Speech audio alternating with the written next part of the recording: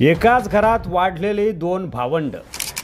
बाळासाहेबांकडून राजकारणाचं बाळकडू दोघांनीही घेतलं, मात्र आज दोघेही अडचणीत आहेत। शिवसेना फुटली, उद्धव ठाकरेंचं मुख्यमंत्रीपद गेलं आणि शिंदे भाजपने हातमिळवणी केली।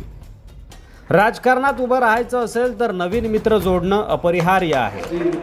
राज ठाकरेंचे एकेकाळी 13 आमदार आणि नाशिक महापालिकेवर मनसेचा भगवा होता, मात्र आज एकही आमदार नाहीये। त्यामुळे राज ठाकरे सुद्धा अडचणीत आहेत। राज ठाकरे यांची भूमिका मात्र सध्या गोंधळलेली आहे। ते कधी भाजपच्या पाठीशी असतात तर कधी भाजपवर टीका करतात। म्हणजे राज ठाकरे हे स्वतंत्र आहेत, तर दुसरीकडे ते शिंदे आणि भाजपशी जवळीक साधून आहेत। पण स्पष्टपणे ते कोणत्याही एका गटात सामील झालेले नाहीत आणि त्यामुळे बंधू मनोमिलन होतंय का याकडे महाराष्ट्राच्या नजरा लागून आहेत। चाय पे चर्चा इथपर्यंत आता जुळत आलंय। संजय राऊत यांनी राज ठाकरेंना मातोश्रीवर येण्याचं निमंत्रण दिलंय, तर तिकडं मनसे नेत्यांनी उद्धव ठाकरेंना शिवतीर्थवर येण्याचं निमंत्रण दिलंय।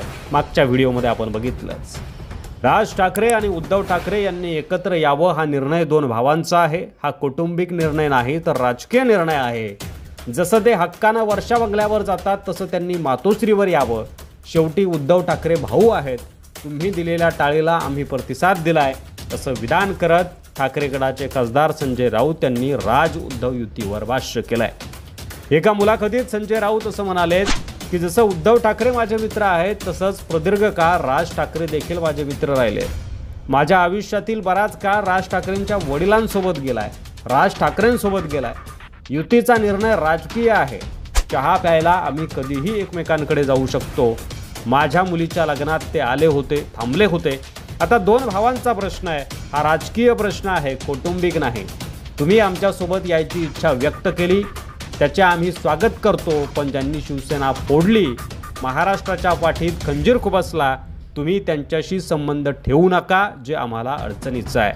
तेवढीच आमची भूमिका आहे असं संजय राऊत यांनी स्पष्ट केलंय।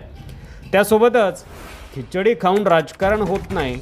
महाराष्ट्राचं आणि मराठी माणसाचं मन फार वेगळं आहे। अमित ठाकरेंच्या वेळी राज भाजपसोबत काम करत होते, आजही ते भाजपसोबत आहे। त्यांनी भारतीय जनता पक्षाशी संबंध तोडले पाहिजे। ते उघडपणे जात नसले तरी स्वतंत्र बाण्याचे आहेत।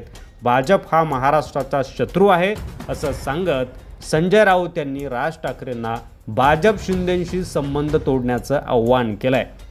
दरम्यान विलीनीकरण हा विषय नाही। राज ठाकरेंनी स्वतंत्र पक्ष स्थापन केलाय, तो चालवणं सोपं नसतं। त्यांची इच्छा आहे आपण एकत्र लढावं, तर आम्हीही त्यांना प्रतिसाद दिलाय। भविष्यात कळेल, ज्या हक्कानं ते वर्षा बंगल्यावर जात फडणवीसांशी बोलतात त्याच हक्काने त्यांनी मातोश्रीवर यायला पाहिजे। मातोश्री राज ठाकरेंना नवीन नाही। राज ठाकरेंचं स्वागत का नाही होणार? उद्धव ठाकरे त्यांचे भाऊच आहेत, ते मोठ्या मनाचे आहेत असं विधानही संजय राऊत यांनी केलं आहे।